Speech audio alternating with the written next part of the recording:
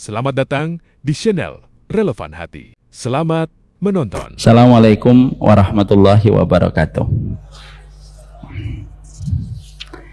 Innal hamdalillah wassalatu wassalamu ala Rasulillah wa ala alihi wa sahbihi wa man tabi'ahum bi ihsan ila yaumil qiyamah. Kepada seluruh jamaah Masjid Al-Falah yang saya cintai dan kepada seluruh para pengurusnya termasuk Pak Haiban, yang kita senantiasa berdoa semoga kita mendapatkan tetesan keberkahan, karena tidak ada perkara yang paling besar yang ada pada kehidupan kita kecuali adalah keberkahan. Hari ini zaman materialisme, banyak orang yang terkadang menetapkan kekayaan dan kemewahan itu merupakan standar kemuliaan. Bagi orang yang beriman, bukan kekayaan, bukan pula kemewahan, tetapi yang menjadi penting pada kehidupan kita adalah keberkahan. Inilah yang menjadikan kita tidak boleh kita lalai memohon kepada Allah semoga kita diberikan keberkahan di dalam setiap urusan kehidupan kita. Maka ketika kita mengharapkan keberkahan, tentunya keberkahan itu berbanding lurus ketika kita terlindungi dari segala macam fitnah. Karena tidak ada perkara yang paling cepat menghilangkan keberkahan kecuali adalah fitnah. Karena sesungguhnya fitnah itu bisa terjadi kapan saja, dan setiap orang bisa terpeleset dengan fitnah kapanpun itu. Itulah yang menjadikan kita tidak boleh menghujat seseorang dengan kekeliruannya terlalu besar, karena bisa jadi kita pun akan tergelincir dengan fitnah yang tidak pernah kita tahu kapan. Inilah yang menjadikan kita senantiasa memohon kepada Allah. Selain kita minta berkah, kita memohon kepada Allah semoga kita terjauhkan dari segala macam fitnah. Makanya kita berdoa, Allahumma inni a'udzubika minal fitani ma dhahara minha wa ma batan. Ya Allah, aku berlindung dari segala macam fitnah yang nampak dan tidak nampak. Yang merusak keberkahan keluarga itu fitnah. Berapa banyak keluarga mereka mendapatkan ketenangan, tiba-tiba suaminya mendapatkan fitnah di area kantornya. Akhirnya fitnah itu merusak ketenangan yang telah dia dapatkan di dalam keluarga. Ada pula orang yang sudah mendapatkan sebuah ketenangan bersama dengan putra-putrinya, tapi tiba-tiba anaknya mendapatkan fitnah. Contohnya ketika mereka terkena zina ataupun narkoba. Akhirnya ketenangan dia sebagai orang tua hilang. Itulah yang paling kita khawatirkan. Berkah dan terjaganya diri kita dari fitnah itu dua perkara yang saling berhubungan dan tidak bisa dipisahkan. Komitmen kita ketika minta berkah harus diiringi dengan bencinya kita kepada fitnah. Itulah yang menjadikan kita betul-betul fokus kepada diri kita, jangan mudah terseret dengan apa yang sedang terjadi, fokus kepada diri kita dan kepada masalah keluarga kita, karena itulah yang akan menjaga diri kita dari segala macam fitnah. Rasulullah ketika beliau ditanya apa yang kami lakukan ketika terjadi banyak fitnah di sekeliling kami, maka beliau memberikan sebuah jawaban yang indah. Fa'alaika bi khususiyati nafsika. Kalau sudah terjadi banyak fitnah, fokuslah kamu kepada dirimu dan kepada keluargamu. Inilah yang menjadikan kita faham keberkahan tidak ada artinya tanpa kita terhindarkan dari segala macam fitnah. Allahumma inni a'udzubika minal fitani ma dhahara minha wa ma batan. Lazimi, jangan pernah melewati hari kecuali kita berdoa dengan doa itu. Alhamdulillah, tentunya kita senantiasa bersyukur kepada Allah atas setiap nikmat yang Allah berikan kepada kita. Semoga kita menjadi hamba yang bersyukur, supaya kita tidak lupa bahwasanya syukur itu kewajiban. Bukan rezekinya yang kurang, tetapi terkadang syukurnya yang kurang ditambah. Semoga kita menjadi hamba yang bersyukur dalam setiap perjalanan kehidupan kita, karena kunci kelapangan pada kehidupan itu ketika kita menjadi hamba yang bersyukur. Allahumma a'inna ala dzikrika wa syukrika wa husni ibadatika. Ya Allah, tolonglah kami untuk senantiasa sadar mengingatmu setiap waktu, dan supaya kami senantiasa bersyukur kepadamu dan senantiasa beribadah yang benar kepadamu. Inilah yang menjadi harapan kita, dan semoga kita ditetapkan sebagai golongan orang yang bersyukur, karena tidaklah mereka yang termasuk golongan bersyukur kecuali mendapatkan rahmat pada kehidupan kelak di akhiratnya. Amin, insyaallah.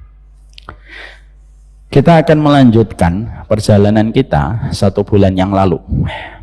Saya mohon maaf, 2 pertemuan sebelumnya saya tidak bisa hadir karena ada satu udzur. Maka pada pertemuan kita yang terakhir kita membahas tentang surat Al-Maidah 83 ketika kita berdoa sebagaimana doanya utusan Habasyah ketika mereka beriman kepada apa yang didakwahkan oleh Rasulullah dari 12 orang. Ketika mereka mendengarkan setiap nasihat yang disampaikan oleh Nabi dari untayan kebenaran yang menjadikan utusan dari Raja Habasyah ini, akhirnya mereka masuk Islam. Perkataan indah yang mereka sampaikan setelah mereka masuk Islam itu adalah Rabbana amanna faktubna ma'asyahidin. Ya Allah, sesungguhnya kami telah beriman dan tetapkanlah kami sebagai orang yang mempersaksikan kebenaran sampai kami mati atau sampai kami meninggal dunia. Ini menjelaskan kepada kita orang yang beriman belum tentu dia konsisten di atas iman sampai dia meninggal dunia.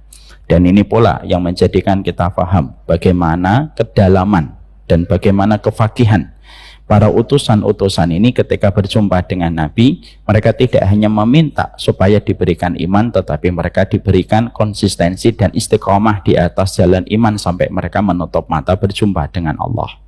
Inilah pentingnya kita paham istiqomah itu bukan perkara ringan. Pada pertemuan terakhir kita juga telah membahas bahwasanya di antara perkara apa saja yang bisa mencabut hidayah sehingga kita tidak termasuk pada golongan syahidin, orang yang menyaksikan kebenaran sampai kita meninggal dunia. Dan tentunya kita harus paham apa perkara yang bisa mencabut hidayah dari hati kita, karena tidak ada orang yang beriman yang mereka berada pada zona nyaman. Bahwasanya ketika kamu guru, ketika kamu ustadz, ketika kamu muslim, maka janganlah kita merasa telah berada di dalam zona iman. Bahwasanya iman kita akan senantiasa menempel terus tanpa ada ancaman untuk terlepas dari hati kita. Disitulah kita paham bahwasanya iman itu bisa lepas ketika seseorang itu mendapatkan satu ujian pada hidupnya atau ada penyakit yang hadir pada hatinya yang menjadikan iman itu bisa lepas sebagaimana baju terlepas dari badan seseorang. Dan tidak ada yang paling kita khawatirkan dan tidak ada yang paling kita takutkan kecuali adalah lepasnya iman sebelum kita berjumpa dengan Allah. Musibah yang paling besar itu bukan ketika kita bermaksiat di waktu muda. Musibah yang paling besar itu bukanlah ketika kita melakukan kesyirikan di waktu masih sehat. Tetapi yang paling besar musibah itu dikatakan oleh para ulama, musibah paling gede itu ya ketika kamu bermaksiat menjelang kematianmu dan ketika kamu melakukan perkara yang dibenci oleh Allah dari kesyirikan. Justru kamu lakukan itu sebelum meninggal dunia. Itu yang paling mengerikan. Lah inilah yang menjadikan kita faham bahwasanya menjadi taat itu mudah, tapi konsisten di atas ketaatan itu susah.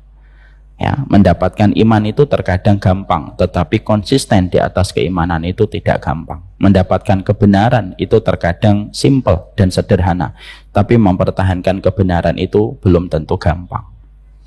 Setelah kita memahami itu, kita kemarin sudah membahas yang pertama, bahwasanya di antara perkara yang bisa menghancurkan iman di dalam hati kita dan menghancurkan ketaatan di dalam jiwa kita itu yang pertama adalah kesombongan. Bahwasanya orang ketika sombong di dalam ketaatan, sombong dalam ibadah, itu merupakan perkara yang menghancurkan keimanan dan menjadikan seseorang itu tidak akan diberikan oleh Allah pertolongan dalam imannya kalau sudah sombong. Makanya itulah yang kemarin saya sampaikan. Mari kita saling menasihati bahwasanya kita tidak boleh menjadi tinggi dengan setiap ilmu dan setiap ketaatan. Jangan mudah mengkafirkan, jangan mudah menyesatkan, jangan mudah merendahkan orang. Karena bisa jadi ada orang yang kita rendahkan, ada orang yang kita sesatkan, tetapi bisa jadi dia memiliki kedudukan istimewa di sisi Allah. Kenapa ada ahli ibadah tetapi matinya murtad? Para ulama mengatakan karena ada kesombongan. Sombong yang paling tercela itu sombong pada ilmu dan sombong pada ibadah. Karena apa? Karena ilmunya belum tentu benar, ibadahnya belum tentu diterima oleh Allah. Dan itulah yang menjadikan kita mengerti sombong itu merupakan musuh kita. Makanya Pak, saya menyampaikan, kalau ada orang kepleset dengan kesalahan, kita wajib meluruskan. Tapi ketika kita wajib meluruskan, tidak boleh kita reaksinya berlebihan dari takaran yang dibutuhkan. Karena terkadang kita akan bertemu Pak dengan orang yang salah, dengan orang yang keliru. Tapi cara kita memberikan reaksi kepada orang yang keliru itu jangan sampai secara tidak sadar kita sombong ketika kita mendapati orang yang keliru. Padahal sebenarnya dia punya aib, dia punya aurat sebagaimana kita punya aib dan kita punya aurat. Ketika dia tersingkap aibnya, aib kita juga bisa tersingkap kalau Allah menghendaki. Makanya Nabi, Masya Allah, guru kita tercinta itu mengatakan, la tudhir asyamadata li akhika fa innahu qad yarhamuhumullah au yu'afika. Maka Nabi mengatakan kepada kita, kalau kamu mendapati ada saudaramu kepleset, jangan terlalu mencelanya berlebihan. Bisa jadi Allah merahmati dan mengampuni dosanya, dan bisa jadi Allah akan menguji kita dengan ujian yang sama, dan belum tentu kita berhasil melewati ujian itu. Ini ada kaitannya dengan ST atau tidak usah dikaitkan kemana-mana. Ya. Tapi kalau kita ngelihat ada yang salah, luruskan dengan cara yang bijak. Selebihnya sudah, kalau sudah ada yang meluruskan, sudah 1-2 cukup, tidak semuanya orang ikut-ikutan. Karena apa? Dia punya aib, kita punya aib. Dia punya aurat, kita punya aurat. Ketidakcocokan kita kepada seseorang tidak boleh menjadikan kita tidak adil ketika merespon kesalahan yang dilakukan orang itu. Kita orang yang beriman dan bermadhab kepada madhab Ahlussunnah wal Jamaah. Keadilan ketika menyikapi saudara kita itu menjadi salah satu keistimewaan orang yang berakidah dengan akidah Ahlussunnah wal Jamaah sebagaimana yang diajarkan oleh Nabi Muhammad SAW. Kita tentunya akan melihat aib, kita tentunya akan melihat kekurangan orang, sebagaimana kita juga punya kesalahan. Makanya kalau kita misalnya, kalau kita diperlihatkan kesalahan orang, misalkan dia berzina dan lain sebagainya, sudah, luruskan kalau dia salah, benarkan kalau dia batil. Tapi selebihnya jangan sampai terlalu reaksioner, karena itu akan mengundang ujian yang sama kepada kita. Dan kata Nabi, bisa jadi kamu belum tentu berhasil melewati ujian itu. Inilah indahnya Islam, Pak. Tidak ada agama yang memposisikan manusia senyaman mungkin di dalam berislam kecuali Islam. Makanya kalau ada orang kamu ekstrim sampai dia melukai muslim atau membunuh muslim, itu nggak diterima dalam Islam itu. Agama yang paling luar biasa menjadikan setiap muslim itu menjadi nyaman di dalam berislam itu ya cuma Islam. Ya. Sampai kita pun diharamkan, bukan diharamkan, sampai kita pun dimakruhkan makan bawang ataupun makan pete ataupun makan jengkol, itu pun supaya tidak melukai orang lain dengan baunya kita. Duh, sampai urusan kita makan apa saja diatur supaya apa yang kita makan itu tidak mencederai hidungnya orang lain. Bapak tidak akan pernah dapatkan, ibu tidak akan pernah jumpai agama sehanif dan sesempurna Islam di dalam menjadikan setiap orang itu nyaman di dalam berislam. Makanya kalau ada seseorang kok tidak nyaman berislam, mungkin salah satunya adalah karena perilaku dan sikap orang di sekitarnya yang tidak ma'ruf kepada dirinya. Akhirnya tidak nyaman dia. Caranya Islam itu jelas, SOP-nya jelas, nanggepin orang salah jelas, nanggepin orang keliru jelas. Cara menyikapi orang ketika dia miskin jelas, Pak. Nggak boleh memang kita mencela orang yang nggak punya, boleh atau tidak boleh? Nggak boleh. Perhatikan, Pak. Bapak pernah menjumpai sebuah kisah nyata seagung kisahnya Abdullah bin Umi Maktum ketika berhadapan dengan Nabi. Nabi pada saat itu sedang berdakwah kepada pembesar-pembesar Quraisy. Harapan Nabi besar karena Nabi ingin untuk mereka masuk Islam, karena masuknya pembesar Islam itu akan membawa kontribusi yang besar ketika para pengikut mereka juga akan masuk Islam. Lagi khusyuk menerangkan kepada ketua dan para kepala-kepala kabilah, tiba-tiba datang, Pak, seorang sahabat buta, miskin, namanya Abdullah bin Umi Maktum. Datang.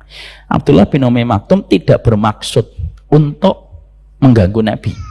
Dan kita juga tidak boleh suudzon kepada fakir miskin, Pak. Emang boleh kita suudzon sama fakir miskin lalu mengatakan niatnya begini, niatnya begitu? Tidak boleh. Nahkum bidawahiriha. Dalam kaidah Ahlussunnah wal Jamaah itu menghukumi orang sesuai dohirnya. Hatinya kita tidak boleh tahu. Wah, ini maksudnya supaya dibeli. Nggak boleh.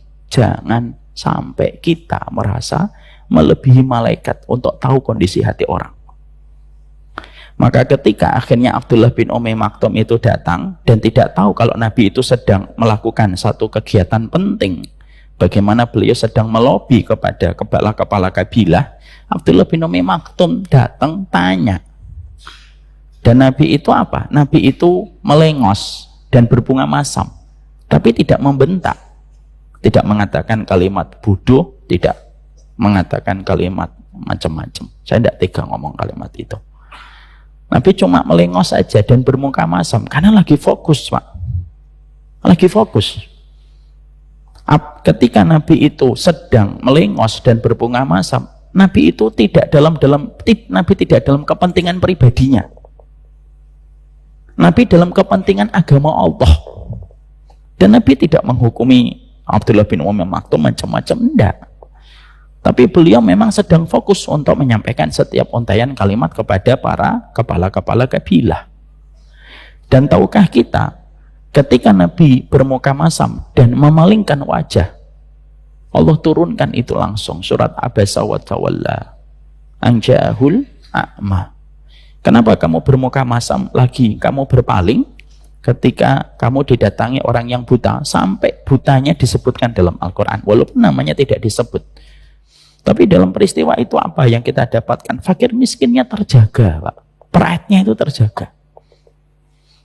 Jadi tidak boleh kita ini saling singkap menyingkap, tarik menarik, masalah jadi muter-muter kemana-mana ini.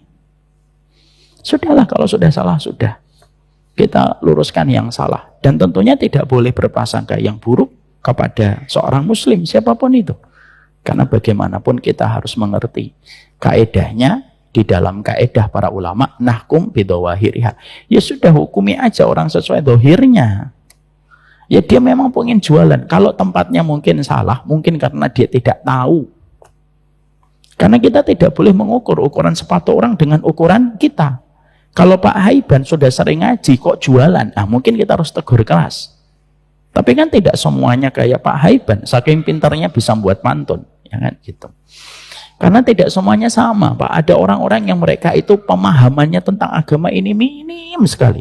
Bukan karena tidak mau belajar, karena kebutuhan perutnya yang luar biasa mendesak mereka untuk tidak punya waktu untuk belajar agama. Kita nggak pernah tahu. Jangan lalu mengatakan, nggak mau belajar sih, nggak mau taklim sih. Mungkin kita belum pernah merasakan orang ketika pulang ke rumah tidak ada tabungan apapun, Pak, kecuali uang yang dimakan hari itu, kecuali uang yang didapat hari itu, itulah yang dimakan hari itu. Mungkin kita tidak pernah lewatin masa-masa itu. Ada banyak orang di atas muka bumi ini yang ketika pulang, uang yang didapatkan hari itu habis hari itu. Mending bicara tentang tabungan, Pak. Kita kan nggak pernah tahu. Jadi itu yang menjadi penting. Kita ngomong di sini ngomong apa tadi? Oh ya, supaya kita jangan sampai sombong terhadap setiap apa yang kita peroleh dan kita dapatkan. Ini yang menjadikan kita memahami. Sekarang kita akan membahas poin yang kedua. Kita tinggalkan itu. Semoga apa yang saya sampaikan bisa mewakili, walaupun saya tidak tahu ya, apakah ini nanti malah memperunyam masalah atau justru meletakkan masalahnya supaya lebih terurai. Tapi yang saya inginkan tidak ada boleh reaksioner sampai akhirnya kita lupa bahwasanya orang yang kita hujat juga umatnya Rasulullah. Mungkin dia salah, mungkin dia punya aib, karena kita juga punya aib. Tapi juga kita tidak boleh suudzon kepada orang yang hari ini berdagang ketika dia menjadi fakir miskin. Kalau dia bisa memilih, mungkin dia juga nggak mau milih begitu. Mungkin kalau dia bisa memilih, dia berkata, saya juga ingin kayak kamu, punya tabungan, lalu saya bisa duduk di kajian, saya ikut taklim, saya tahu apa yang harus saya lakukan, saya juga ingin kayak gitu, tapi apalah daya. Saya tidak punya apa-apa. Apa yang saya dapatkan hari itu ya langsung habis. Karena itulah kondisi keluarga yang berbeda-beda. Jangan sampai ketika kita tidak pernah merasakan satu kondisi dan keadaan orang, menjadikan kita menjadi naif ketika kita menyikapi kondisi seseorang. Sekarang kita menuju yang kedua. Perkara yang bisa menjadikan seseorang itu terlepas selendang hidayah pada kehidupannya, para ulama itu menerangkan.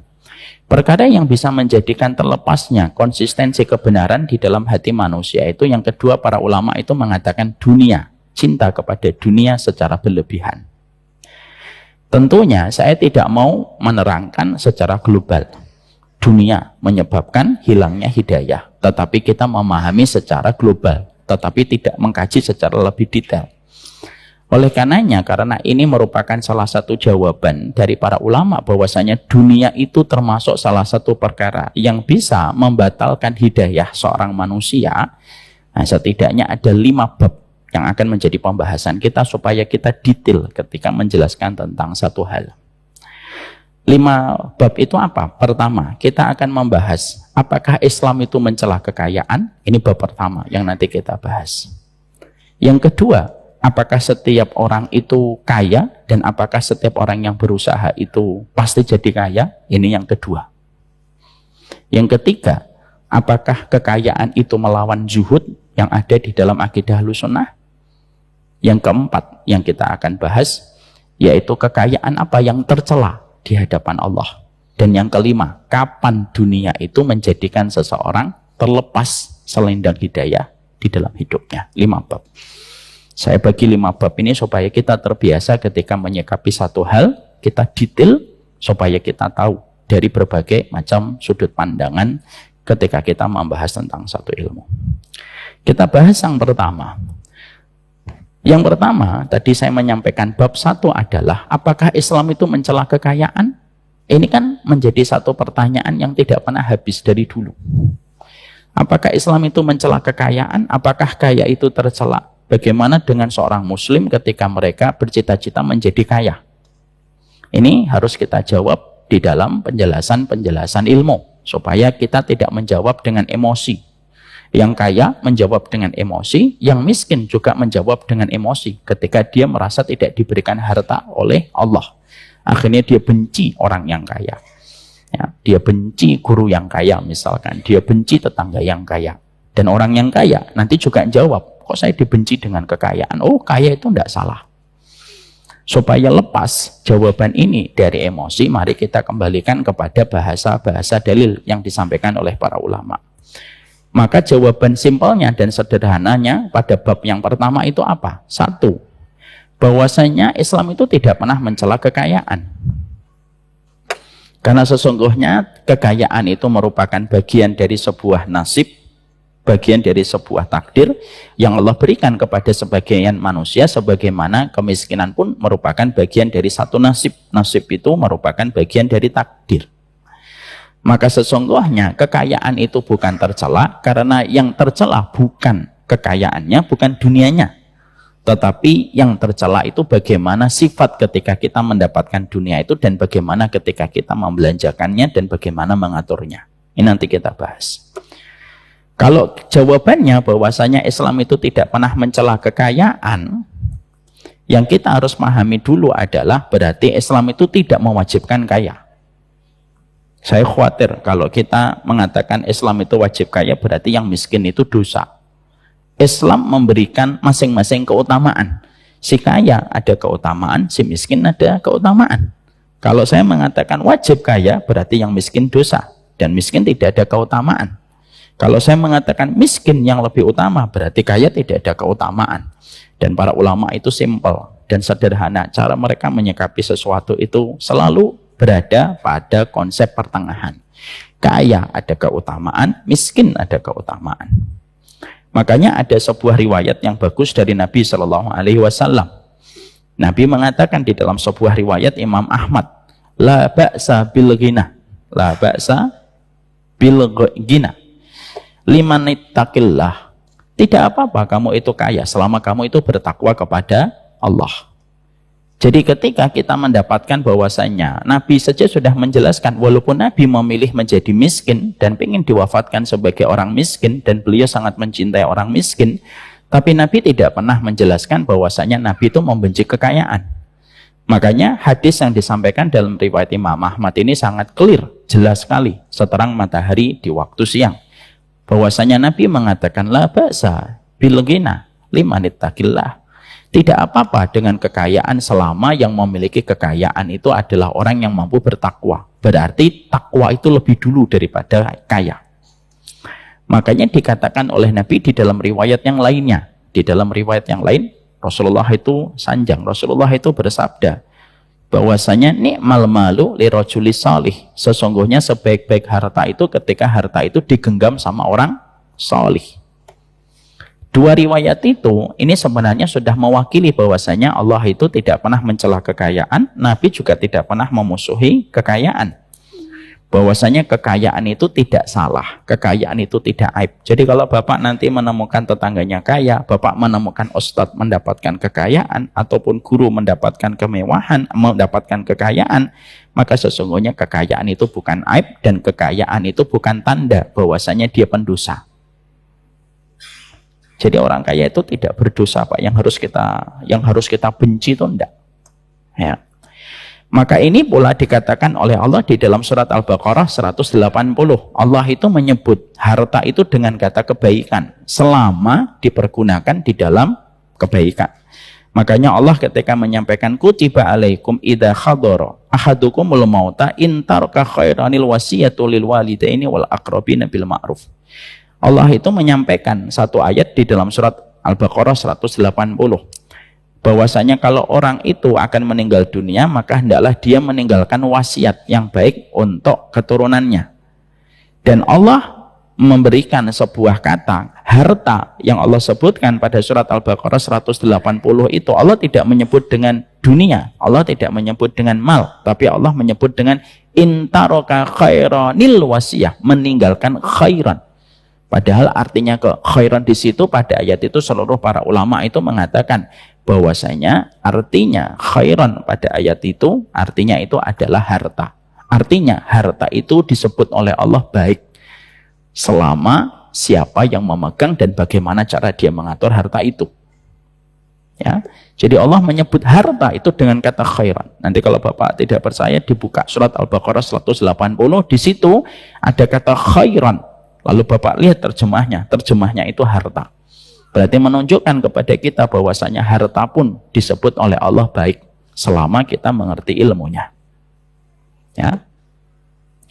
Ini pula yang menjadikan kita memahami bahwasanya Allah itu menyanjung dan memuji orang-orang yang mereka bisa memberi, dan kita tidak bisa memberi kecuali kita diberikan oleh Allah ke lapangan. Makanya kita mendapati di dalam surat Al-Lail ayat yang ke-5 sampai ayat yang ke-7 Allah menyampaikan fa'amma man a'ta wattaqa wasaddaqa bil husna fasanuyassiruhu lil yusra. Di dalam surat Al-Lail Allah memuji orang yang memberi.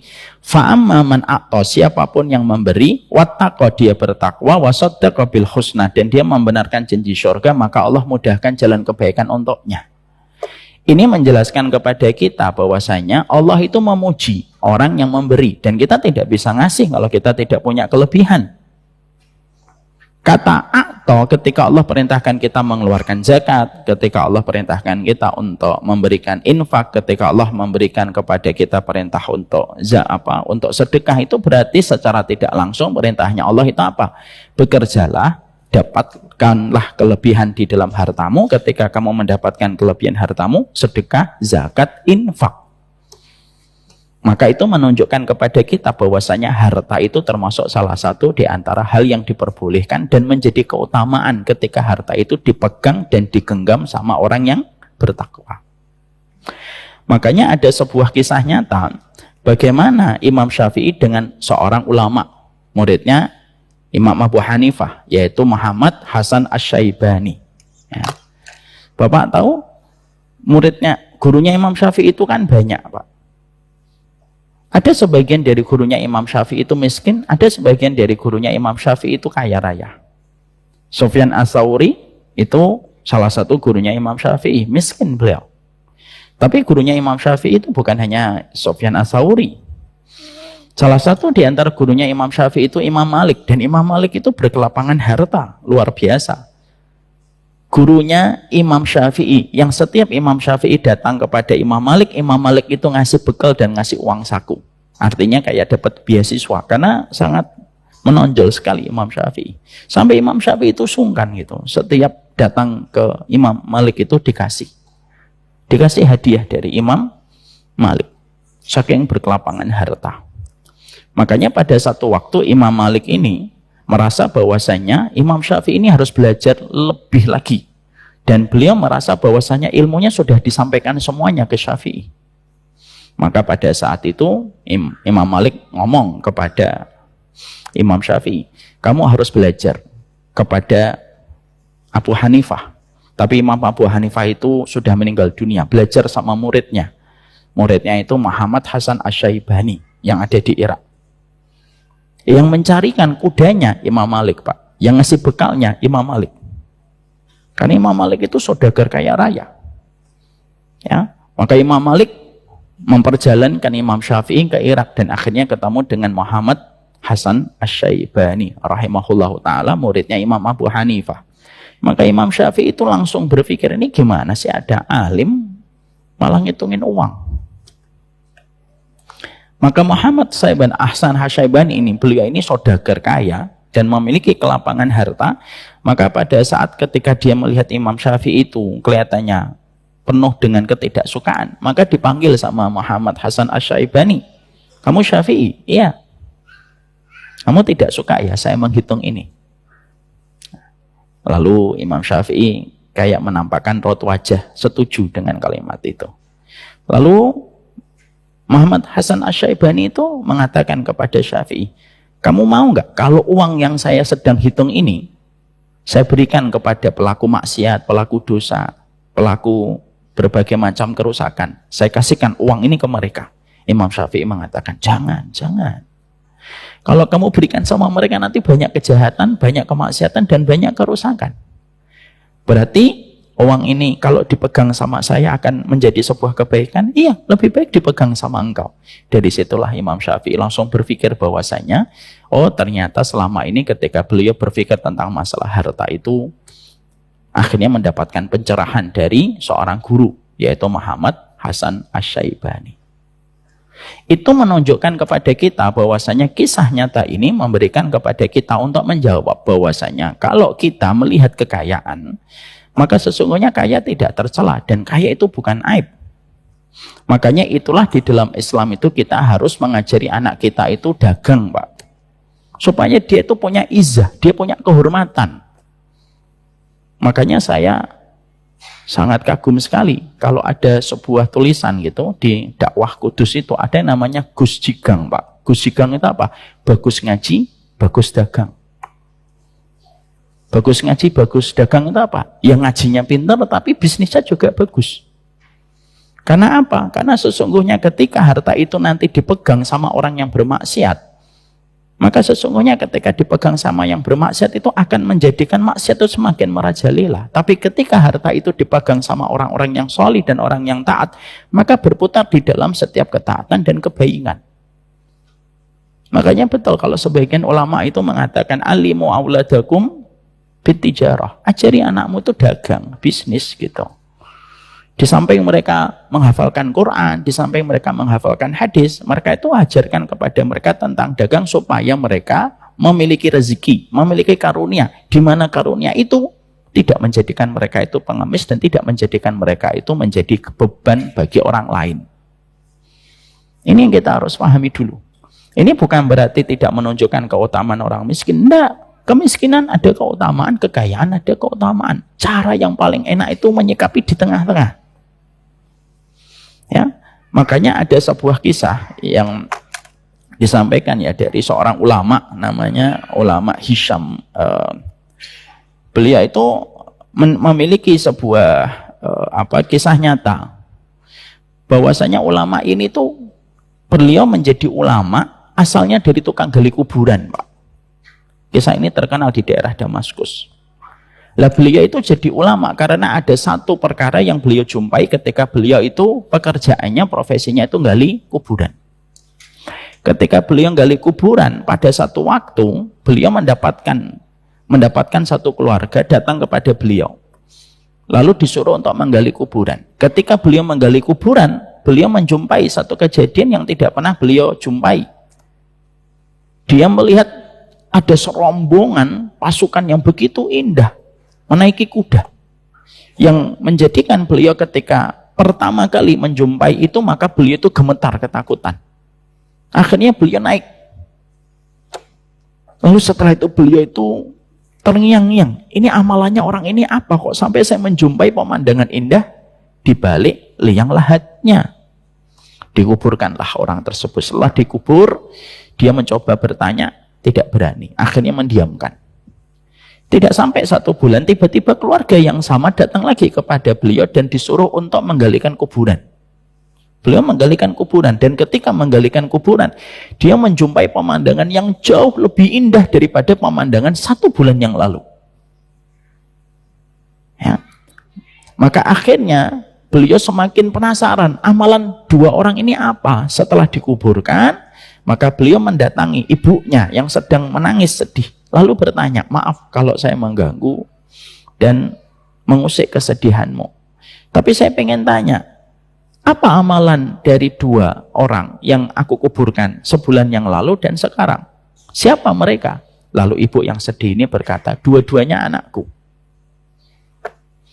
Apa amalannya? Kok sedemikian indah yang aku jumpai ketika aku menggali kuburan untuk mereka, yang tidak pernah aku jumpai pemandangan itu sepanjang aku menggali kuburan.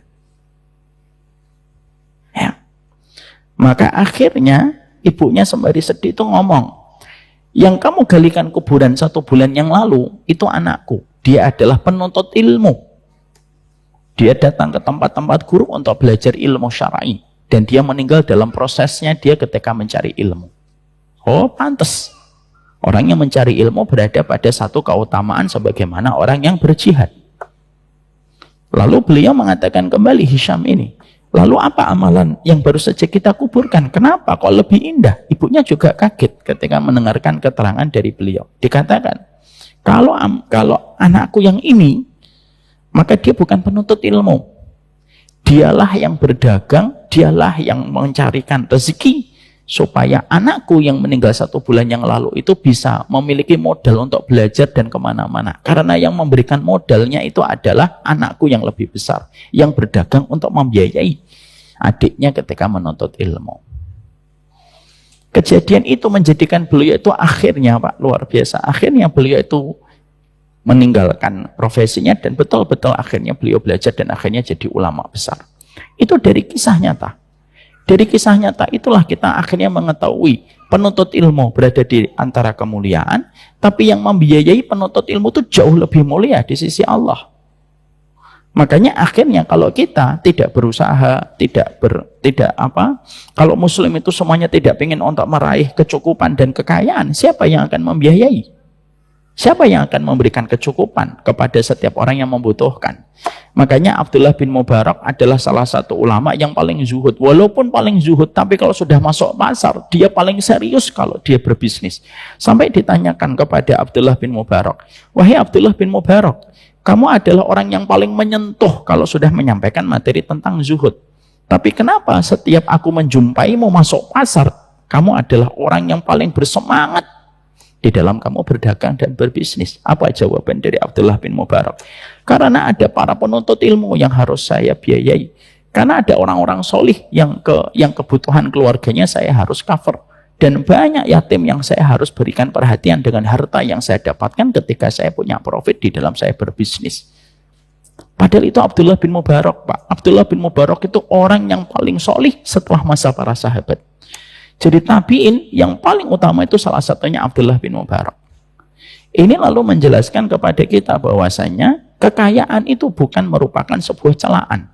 Makanya orang yang kaya ketika dia bertakwa dengan kekayaannya dijadikan role model oleh Nabi. Kan ada hadis yang terkenal kan, bahwasanya kita tidak boleh benci, kita tidak boleh hasad kecuali kepada 2 orang. Kepada siapa kita wajib hasad? Yang pertama, orang yang alim, yang dia menggunakan ilmunya untuk berdakwah dan menyampaikan kebenaran. Yang kedua, orang yang kaya raya yang menggunakan kekayaannya untuk bermanfaat di jalan Allah. Nabi sampai mengatakan, la hasada illa fisnataini. Kamu tidak boleh hasad kecuali kepada 2 orang itu. Kalau dijadikan role model oleh Nabi dan dijadikan contoh oleh Nabi, berarti menjelaskan kepada kita ada keutamaan, Pak. Makanya pilihan untuk anak-anak kita itu ya cuma 2. Kalau tidak menjadi orang yang alim, yang menjadi orang yang kaya. Yang dipilihkan oleh Rasulullah SAW karena keberkahan harta yang dia putar ketika memberi manfaat kepada banyak orang. Ini yang kita harus mengerti. Makanya ada hadis indah betul hadisnya ini. Hadisnya ini saya bacakan salah satu hadisnya. Di dalam hadis yang diriwayatkan secara sahih, Nabi itu mengatakan, "Inna lillahi aqwaman yakhtassuhum limanafi'il ibad." Allah itu punya keluarga di atas muka bumi. Yang keluarga ini mereka berikhtiar untuk mendapatkan kekayaan, dan Allah berikan kekayaan kepada mereka.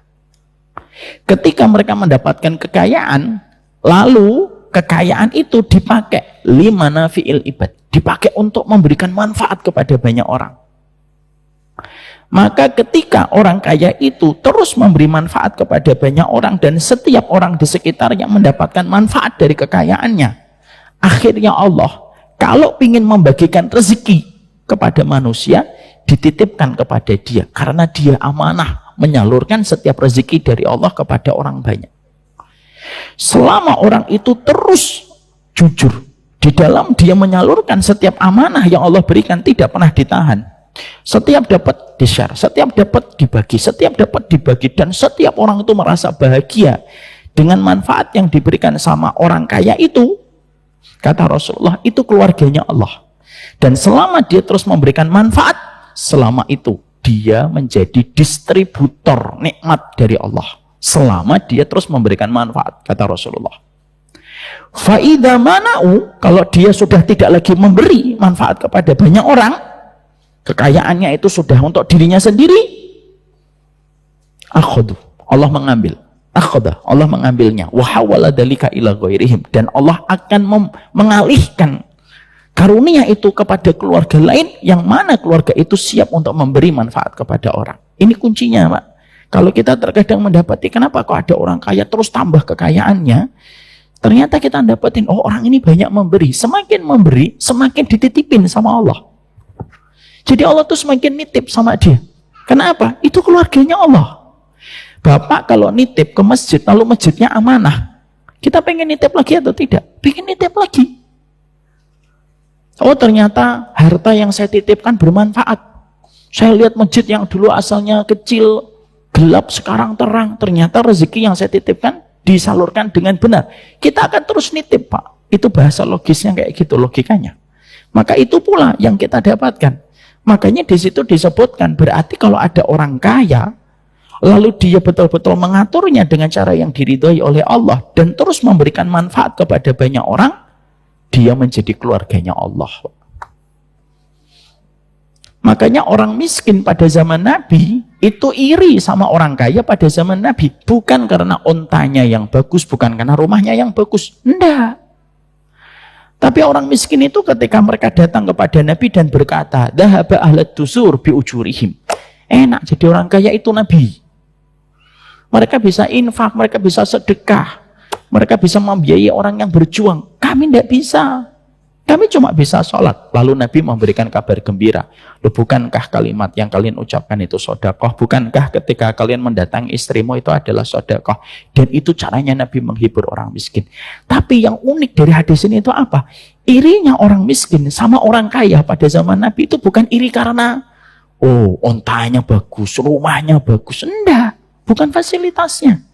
Tapi irinya orang miskin pada zaman Nabi itu karena orang miskin itu melihat orang kaya pada zaman Nabi itu betul-betul memberi manfaat kepada banyak orang. Dan itu semakin menjelaskan kepada kita bahwasanya bukan kaya yang salah.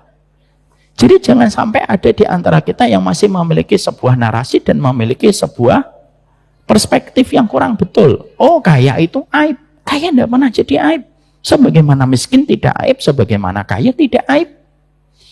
Mengaibkan salah satu di antara keduanya itu berarti kita mengaibkan sebagian nabi dan mengaibkan sebagian orang solih, Pak. Karena ada nabi yang kaya. Kalau kita mengaibkan orang kaya, berarti kita mengaibkan Nabi Sulaiman dan Nabi Daud, mengaibkan Utsman bin Affan, mengaibkan Abdurrahman bin Auf. Tapi kalau kita mengaibkan orang miskin, berarti kita mengaibkan mayoritas para nabi, dan sesungguhnya Rasulullah pun adalah orang miskin. Islam itu tidak pernah mengaibkan di antara keduanya kecuali di tengah-tengah. Ya kalau kita mampu kaya, ya jadilah kaya. Kalau mampu kita berdagang, lalu kita mampu untuk meninggalkan rezeki yang banyak untuk keturunan kita, supaya keturunan kita tidak minta-minta, itu lebih baik. Makanya Umar bin Khattab itu radhiyallahu anhu di dalam asar yang sahih mengatakan, aku lebih suka meninggalkan keturunanku yang kecukupan daripada aku meninggalkan keturunan yang akhirnya meminta-minta dan menjadi beban bagi orang banyak. Itu namanya izzah, Pak. Itu namanya pride di dalam kehidupan manusia. Kalau mampu, tapi kalau nggak ditakdirkan kaya, ya udah apa-apa. Nggak menjadi, kita juga nggak akan lepas kewajiban, kita nggak akan lepas keutamaan kok. Kamu lepas dari kemiskinan ketika menjadi kaya, mendapatkan keutamaan. Kamu lepas dari kekayaan menuju kepada kemiskinan, kamu pun menuju kepada keutamaan. Jadi orang mukmin itu tidak ada yang tidak baik. Mau miskin dia utama, mau kaya dia utama. Tapi kalau kita mampu berikhtiar, ya ikhtiar untuk mampu untuk bisa memberikan manfaat kepada orang. Itu yang ingin disampaikan di dalam bahasa para ulama. Makanya akhirnya kita pernah mendapati Sabit Al-Bunani. Kisah ini sudah saya sampaikan berulang-ulang. Tapi saya sampaikan karena beririsan dengan poin ini. Kita kan juga mendapati Sabit Al-Bunani, muridnya Hasan Al-Basri, telat. Ditanya, kenapa kamu telat?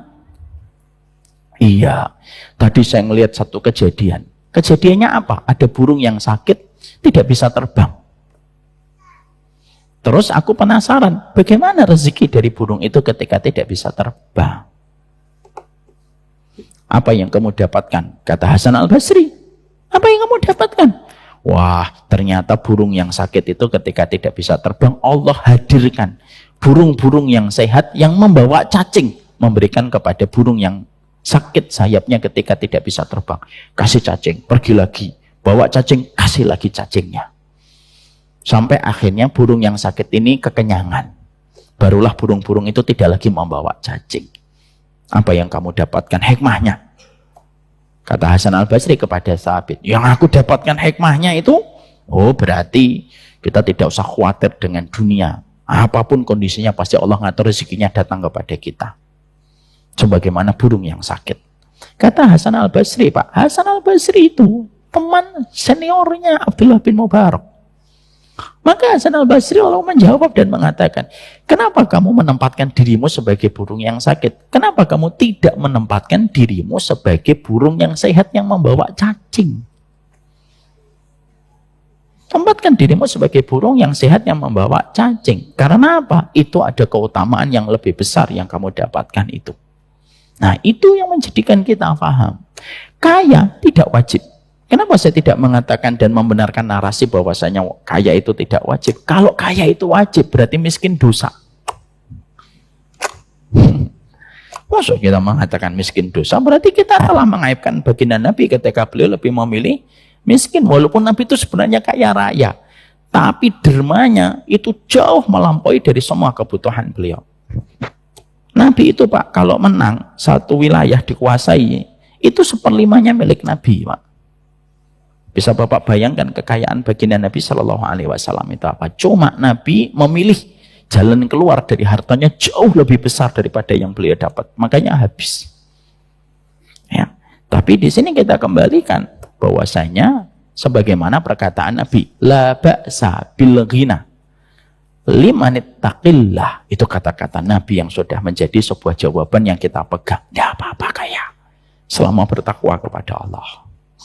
Yang salah itu sudah menjadikan kekayaan tujuan tapi tidak ingin untuk menambah ketakwaan. Nah, itu baru musibah. Ini bab 1. Kita tentunya setelah kita memahami bab 1, bahwasanya akhirnya kita paham bahwasanya sikap terbaik yang kita miliki ketika kita melihat kekayaan dan kemiskinan dari sudut pandang ilmu. Di situ kita akhirnya Masya Allah ya, akhirnya kita paham bahwasanya kemiskinan ada keutamaan, kekayaan pun memiliki keutamaan. Tidak layak bagi kita ketika kita diberikan kekayaan untuk mencela mereka yang miskin, dan tidak perlu yang miskin itu mencela kekayaan. Seakan-akan memiliki kekayaan itu adalah aib dan memiliki sebuah kesalahan dan dosa. Kekayaan tidak dosa, kemiskinan juga tidak dosa, karena itu merupakan bagian yang harus disikapi dengan sikap proporsional. Kita menuju ke bab 2. Bab 2 dan bab 3, bab 4 nanti kita sampaikan agak singkat. Yang kedua, bab yang kedua yang kita juga harus paham bahwasanya apakah setiap orang yang berusaha ketika mencari kekayaan itu pasti mendapatkan kekayaan? Jawabannya tidak, Pak. Karena Nabi sudah menjelaskan kepada kita bahwasanya manusia dalam pusaran harta dan pusaran dunia itu ada 4 kelompok, ada 4 golongan. Dan kita tidak tahu di antara golongan-golongan itu mana yang Allah takdirkan untuk kita. Dikatakan oleh Rasulullah SAW, ada orang yang diberikan oleh Allah, yaitu dekat atau dia bertakwa dan diberikan oleh Allah dengan kelapangan harta. Ini kelompok yang pertama, bahwasanya dia takwa, dia orang yang bertakwa, dan dia menjadi orang yang senantiasa diberikan kekayaan oleh Allah. Ini kelompok yang pertama, dan kelompok ini memiliki keutamaan. Ada yang kedua, orang yang mereka itu mafturun lahu fid dunya, muwasaun lahu fid dunya, mafturun lahu fi akhiratihi. Ada yang kedua, kelompok yang kedua itu orang yang diberikan kekayaan, tapi dia tidak sama sekali bertakwa. Akhirnya mempergunakan seluruh kekayaannya hanya untuk bermaksiat kepada Allah. Sebagaimana kita menjumpai mungkin kayak pedagang-pedagang narkoba di Meksiko, mungkin kita menjumpai di Amerika Latin. Mereka memiliki kekayaan yang luar biasa, tetapi semuanya dipakai di dalam kemaksiatan dan dipakai di dalam dosa. Ini kelompok yang kedua. Ada kelompok yang ketiga, yang ini memiliki keutamaan sebagaimana kelompok yang pertama. Muwasaun mafturun lahu fid dunya, muwasaun lahu fi akhiratihi. Dia diberikan oleh Allah kemiskinan, susah dia mendapatkan kekayaan, tetapi Allah berikan kelapangan dan keridhaan pada hatinya ketika dia dekat sekali dengan urusan akhiratnya, dia bertakwa. Dan itu yang ketiga. Dan yang paling buruk itu yang keempat. Sudah sempit dunianya, sempit akhiratnya. Para ulama ketika nerangkan 4 golongan yang disampaikan oleh Nabi, maka para ulama mengatakan yang mendapatkan keutamaan dari Nabi 2. Dan dua-duanya itu tidak ada yang bisa kita bedakan, Pak. Yang dilapangkan dunianya dan dilapangkan akhiratnya, dan yang kedua yaitu dilapangkan akhiratnya walaupun disempitkan dunianya. Ini dua-duanya mendapatkan keutamaan. Pertanyaan kita biasanya itu lebih terperinci. Ustadz, mana yang paling afdol? Yang kaya bersyukur atau yang miskin bersabar? Itu kan biasanya pertanyaannya begitu. Makanya sebelum Bapak nanya, saya jawab dulu supaya nanti cepat pulang kita. Bahwasanya pertanyaan itu sudah saya jawab. Mana yang lebih utama, Ustaz? Yang kaya bersyukur atau yang miskin bersabar? Jawaban yang disampaikan oleh seorang ulama yang mewakili banyak sekali jawaban, ini ada yang bagus. Yang paling utama di antara yang kaya, yang bersyukur dan miskin yang bersabar, yang paling utama siapa di antara mereka yang paling bertakwa? Itu yang paling utama. Bisa jadi yang miskin bersabar lebih bertakwa daripada si kaya yang bersyukur, berarti dia lebih utama. Inna akramakum indallahi atqakum. Dan itu jawaban yang paling tepat untuk menjawab bahwasanya bisa jadi ada yang sabar. Si miskin yang bersabar lebih utama daripada yang kaya bersyukur. Bisa jadi yang kaya bersyukur lebih utama daripada si miskin yang bersabar. Dan itu dilihat dari ketakwaan hatinya kepada Allah. Siapapun yang paling bertakwa, dia lebih utama. Jadi kasusnya itu nanti tidak bisa kita samaratakan, Pak. Bisa jadi ada di kampung itu yang kaya bersyukur lebih utama daripada yang miskin bersabar. Tapi bisa jadi di tempat lain, bisa jadi yang sabar, yang miskin bersyukur lebih utama daripada si kaya yang bersyukur. Ketika ketakwaannya itu lebih besar daripada si kaya. Artinya kasuistik dan tidak bisa disamaratakan. Maka itulah yang menjadikan akhirnya kita paham bahwasanya kekayaan itu dibagi oleh Allah dalam 4 ini. Dan kita tidak bisa mengatur, Pak. Tapi boleh kita meminta kekayaan dalam berdoa, boleh. Bukankah itu doanya Nabi kepada Anas bin Malik? Dan ini doa selalu saya lazimi untuk anak-anak saya. Doanya kepada Anas bin Malik itu apa? Allahumma aktsir malahu wa waladahu wa barik fi ma a'taitahu. Rawahu Muslim. Doanya Nabi kepada Anas bin Malik itu, dan doanya ini mustajab dan berhasil. Doanya Nabi kepada Anas bin Malik itu apa? Ya Allah, perbanyaklah harta anakku dan perbanyaklah keturunannya, dan berkahilah harta dan keturunannya. Siapa sahabat yang paling banyak keturunannya? Anas bin Malik. Siapa sahabat yang paling panjang umurnya? Anas bin Malik, Pak. Dan siapa yang hartanya berkah itu? Anas bin Malik, Pak. Maka dalam sirah disebutkan bahwasanya Anas bin Malik itu punya satu ladang. Di samping ladangnya ada ladang sahabat yang lain. Ini kering, Pak, nggak dapat air. Ladangnya Anas itu berlimpah dengan air. Sampai orang bingung. Tapi orang akhirnya ingat, oh ini doanya Rasulullah. Meminta supaya anak kita diberikan keberkahan dalam harta boleh. Cuma sekali lagi Allah yang menentukan. Dan kita harus siap dengan apa yang kita sepakati di awal. Bahwasanya kemiskinan tidak aib, kekayaan juga tidak aib. Allah yang menentukan. Tetapi saya menyampaikan bahwasanya tidak setiap orang yang berusaha pasti mendapatkan hasil. Makanya maaf, kalau ada yang mengatakan tadi di sosial media yang sangat viral, usaha tidak mengkhianati hasil. Salah. Karena tidak setiap orang yang berusaha itu dijadikan oleh Allah mendapatkan kekayaan. Makanya Allah menyampaikan di dalam surat Al-Isra ayat yang ke-18, "Man kana yuridul ajilata ajjalna lahu fiha ma nasya liman nurid." Ada dua kuncinya di sini. Nanti dibuka di dalam tafsir Imam Ibnu Katsir. "Man kana yuridul ajilata", siapapun yang pengen dunia, ajjalna lahu fiha, kami berikan dunia. Tapi kata Allah, "Ma nasya liman nurid."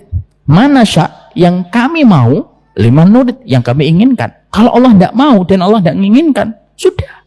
Nggak bisa kita protes. Berarti memang takdirnya kamu mendapatkan keterbatasan di mana Allah ingin mengangkat dirimu supaya nanti ketika di akhirat diganti dengan kelapangan. Karena apa? Bagi orang yang bertakwa, tidak mungkin lapar dunia, lapar akhirat, Pak. Kalau dia bertakwa. Karena kaedahnya itu selalu sekali. Kalau kamu takut kepada Allah di dunia, kamu akan aman ketika di akhirat. Kalau kamu lapar di dunia karena Allah, kamu akan kenyang di akhirat. Makanya itulah yang mengatakan sampai Imam Syafi'i berkata, jangan sering-sering kenyang supaya nanti jangan sampai kelaparan di akhirat. Itu kan kata Imam Syafi'i.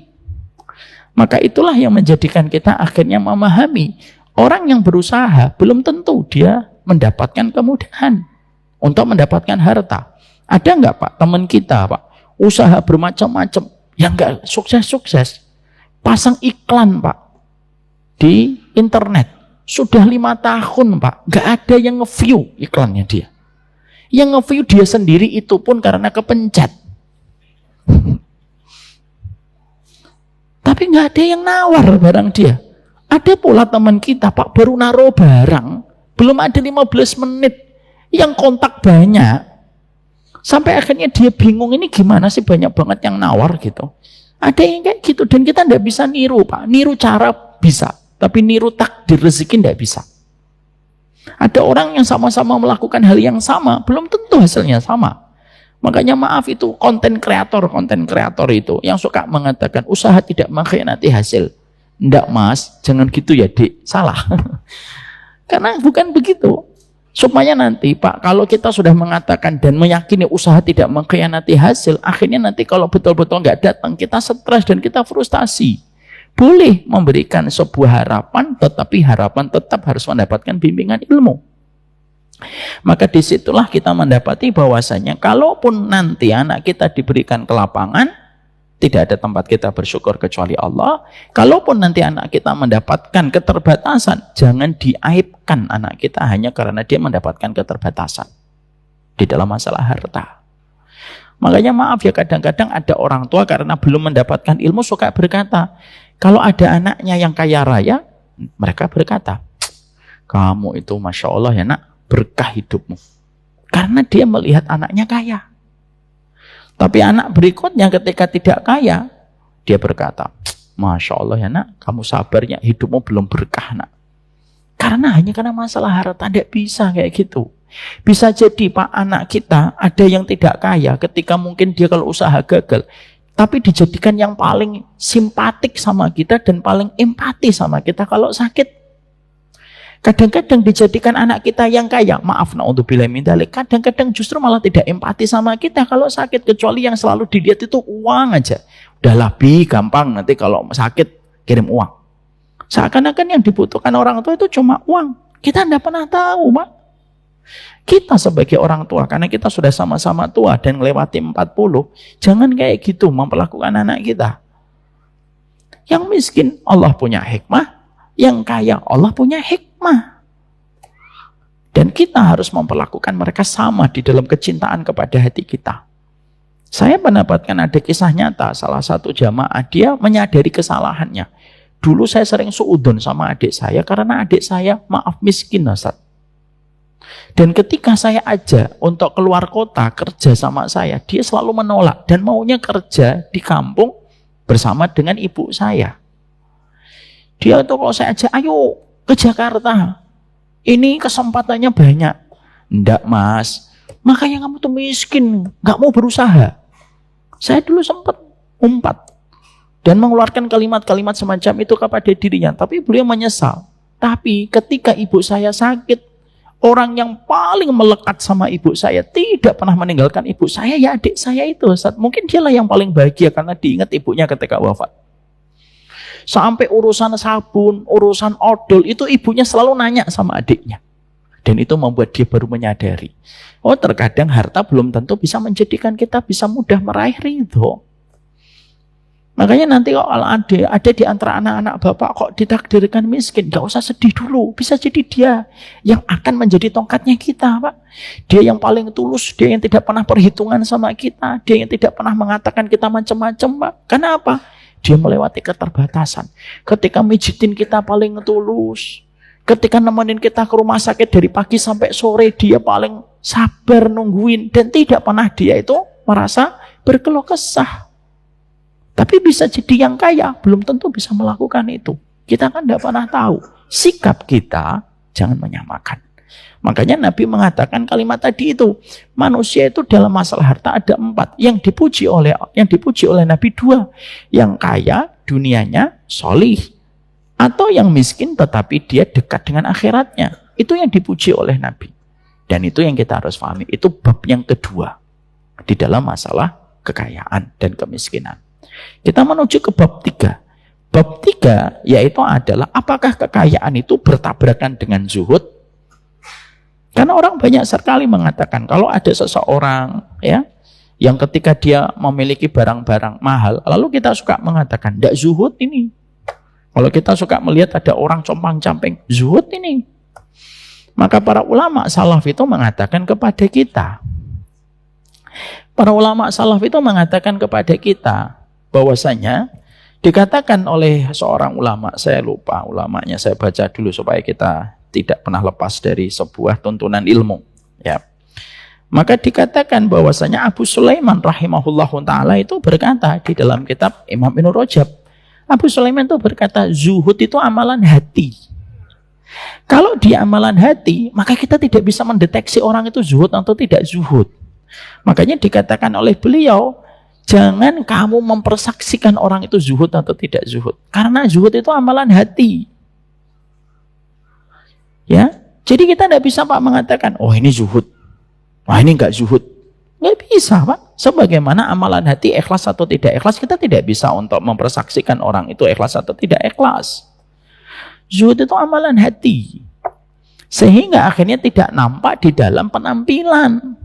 Bisa jadi yang compang-camping, hatinya penuh kecintaan kepada duniawi berlebihan, tapi bisa jadi ada orang yang mereka memiliki harta yang banyak, tetapi dia menempatkan hartanya itu sebagaimana mandil, sebagaimana sapu tangan yang membersihkan dia dari kotoran dunia untuk menuju kepada kebaikan akhirat. Ada yang menempatkan dunia itu kayak mandil, Pak. Mandil itu sapu tangan.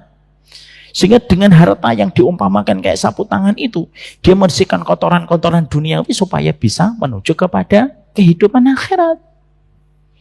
Makanya akhirnya Imam Ibnu Rajab itu mengatakan zuhud itu amalan hati. Dan maaf, yang kaya bukan berarti tidak zuhud. Yang miskin belum tentu dia zuhud. Kalau kita mengatakan bahwasanya yang kaya itu tidak zuhud, berarti Nabi Sulaiman tidak zuhud. Kalau kita mengatakan Nabi Sulaiman tidak zuhud, pertanyaan berikutnya, emang Allah akan milih seorang Nabi yang tidak zuhud? Padahal zuhud itu amalan hati yang penting. Amalan primernya hati itu zuhud salah satunya. Berarti zuhud itu tidak masalah harta yang kaya. Ada yang kaya raya Pak, zuhud hatinya. Ada yang miskin belum tentu zuhud. Ada yang terkadang maaf, jam 3:30 dia sudah di antara tempat-tempat sampah. Semoga Allah merahmati. Tapi ketika berkumandang adzan subuh, dia tidak mau datang ke masjid dan tidak sholat sampai jam 9. Karena asik terus ngumpulin sampah. Panggilan adzan tidak datang. Duha tidak mengerjakan. Yang dipikir itu sampah, bagaimana dia mendapatkan sampah yang bisa dijual. Yang miskin belum tentu zuhud. Makanya akhirnya antara kekayaan dan zuhud itu sesuatu yang berbeda. Dan zuhud tidak melawan kekayaan. Dan kekayaan tidak berarti hancur kezuhudannya. Tidak. Makanya akhirnya Ibnu Rajab itu mengatakan dalam kategori, maaf karena ini materinya bukan zuhud, saya tidak menjelaskan kecuali menyampaikan saja. Zuhud itu 3. 1, orang yang di dalam hatinya yakin kepada Allah, lebih besar keyakinannya kepada Allah daripada apa yang dijanjikan manusia. Itu sifat zuhud. Bapak ini misalkan turbulence. Orang mengatakan sekarang sudah dalam kondisi inflasi dan sudah deflasi. Orang mengatakan ini kondisi 2025 nanti akan suram. Perdagangan nanti akan buruk. Tapi Bapak yakin Allah yang ngasih rezeki. Itu namanya zuhud, Pak. Dan Bapak tidak mengikuti gelombang yang ada di pikiran manusia ketika mereka lupa bahwasanya Allah pemberi rezeki. Keyakinan kita kepada Allah lebih besar daripada keyakinan kita kepada penjelasan manusia. Itu namanya zuhud, sifat yang pertama. Yang kedua, zuhud itu sifat yang kedua kata Imam Ibnu Rajab itu apa? Ketika kamu mendapatkan musibah, kamu tidak ingin diganti di dunia, tapi ingin diganti di akhirat. Itu zuhud, Pak. Handphone hilang. Handphone hilang, kita bisa ngomong, Allahumma ajurni fi musibati, Allah kasih aku pahala atas musibah ini, ganti. Boleh atau tidak boleh kalau dapat musibah? Boleh. Tapi kalau orang zuhud tidak minta ganti di dunia. Kenapa? Tahu ganti di dunia itu pasti ditinggalkan. Makanya dia apa? Kalau dapat musibah, minta langsung. Gantinya nanti di akhirat. Gantinya nanti di akhirat, ya Allah. Sehingga kadang-kadang orang zuhud itu kalau sedang sakit, kadang-kadang tidak minta sembuh. Mintanya apa? Semua rasa sakitnya itu biar menjadi penggugur dosa dan meningkatkan derajatnya nanti di akhirat. Itu zuhud, Pak. Makanya maaf ya kalau ada di antara keluarga yang kita cintai tidak mau diajak ke dokter, ketika dia lebih memilih sudah bang, nggak usah diajak ibu ke dokter, ibu ridho dengan rasa sakitnya supaya menggugurkan dosa-dosanya ibu. Boleh, Pak. Boleh, tidak salah. Karena berobat itu tidak wajib selama dia tetap ridho. Ini syaratnya. Makanya kan ada ulama salaf, saya lupa, ulama salaf ini berkata, kalau aku tidak pernah minta sakaratul maut itu mudah. Saya lupa namanya, nanti saya carikan. Tapi saya baca di kitab. Lalu beliau berkata, aku tidak ingin untuk sakaratul mautku itu mudah. Aku justru meminta sakaratul mautku itu berat. Kenapa? Karena aku tahu sakaratul maut itu merupakan proses penghapusan dosa yang terakhir di dunia. Coba, Pak. Bapak berani? Ini untuk doa nih. Saya belum berani, Pak. Tapi beliau itu sampai segitunya. Artinya orang-orang semacam itu sudah zuhud, Pak. Sehingga semuanya itu selalu dikaitkan akhirat. Kehilangan, didolimi, semuanya dikembalikan kepada urusan akhirat. Bahkan ketika disakiti, dia kembalikan kepada urusan akhirat. Itu namanya zuhud. Kalau Bapak kehilangan handphone, minta handphone yang lebih bagus di dunia, itu berarti belum zuhud. Tapi ketika Bapak kehilangan handphone, lalu Bapak mengatakan, gak apa-apa ya Allah handphonenya. Lagian juga karetnya sudah 4 ya Allah gitu. Gantinya di akhirat aja. Maka sesungguhnya itu zuhud, Pak. Itu kata Imam Ibnu Rajab yang kedua. Yang ketiga, antara dipuji dan dicela dia tidak ada masalah. Dakwah dicela, dia tidak mundur. Dakwah dipuji, dia tidak terbang. Itu zuhud, Pak. Jadi tidak ada kaitannya dengan penampilan. Bisa jadi Bapak datang ke Masjid Al-Falah pakai BMW, tapi hatinya itu zuhud. Tapi bisa jadi ada orang datang ke sini pakai sepeda kriya gitu. Lalu setiap 3 meter bannya lepas, Pak. Gitu. Nah, belum tentu dia zuhud. Paham di sini? Jangan lalu mengatakan bahwa lalu akhirnya kita gampangkan ini. Enggak loh ya, Pak. Jangan kemudian, oh nih saya kaya nih. Ya, mobil saya 3 miliar gitu. Jangan gitu juga, nggak boleh menawarkan sampai kemudian berlebihan. Semuanya nggak boleh berlebihan. Ya, tapi kita mendapati Imam Malik itu semuanya dari pakaiannya, dari cara beliau memilih barang itu barang-barang bagus Imam Malik. Karena beliau ingin mengatakan bahwasanya ya inilah orang yang Allah mulia, Allah memperlihatkan nikmat yang Allah berikan kepada diriku. Maka di situ kita mendapati bab yang ketiga. Ketiga ya, ya ketiga. Berarti bahwasanya zuhud dan kekayaan itu Tidak bertabrakan. Yang keempat, Pak, kapan kekayaan itu dicela? Nah, maka Imam Ibnu Katsir itu menjawab, kekayaan itu dicela sampai Nabi mengatakan, Allahumma la taj'alid dunya akbaru hammina. Kapan kekayaan itu dicela? Ada 4 sifat yang paling basic. 1, ketika kamu mengorbankan apa saja hanya untuk mendapatkan dunia, itu kekayaan itu dicela. Ya, perkara haram kamu ambil, perkara syubhat kamu terjang, sampai ibadah pun niatnya pun kamu lakukan untuk duniawi. Nah, itu tercela kekayaan semacam itu, Pak. Ya. Yang kedua, ketika kekayaan itu menjadikan seseorang itu, ya, menjadikan seseorang itu meninggalkan semua kewajiban-kewajiban Allah yang lain, hanya atas nama untuk mencari kekayaan. Ngaji lah, tidak usah. Salam buat ustadz. Saya ada meeting. Akhirnya terus tidak pernah ngaji, Pak. Ngajarin anak, tidak pernah mau. Ngajarin istri, tidak pernah mau. Mengurusin dakwah, tidak pernah peduli, Pak. Kalau ada orang nyari kekayaan, meninggalkan semua perkara-perkara kewajiban yang Allah bebankan kepada dirinya, itu kekayaan yang tercela. Itu kekayaan yang tercela. Yang ketiga, kapan kekayaan itu betul-betul tercela? Yaitu ketika kekayaan itu menjadikan kita benci kepada kematian, lalu kita mencintai, yaitu semua kenikmatan duniawi kita. Dan kalau sudah bicara mati, kita benci mati. Maaf ya, bedakan antara benci dengan takut. Kita takut mati, karena ingat dosa kita. Itu maklum, Pak. Itu yang diperbolehkan. Kadar itu diperbolehkan. Yang tidak boleh itu benci mati. Makanya Imam Qurtubi dalam kitabnya At-Tadhkirah mengkategorikan benci pada kematian itu dosa besar. Kenapa? Allah itu benci sama orang yang benci kematian. Gimana sih kamu benci pada kematian, padahal kematian itu mempertemukan kamu dengan penciptamu, yaitu adalah Allah.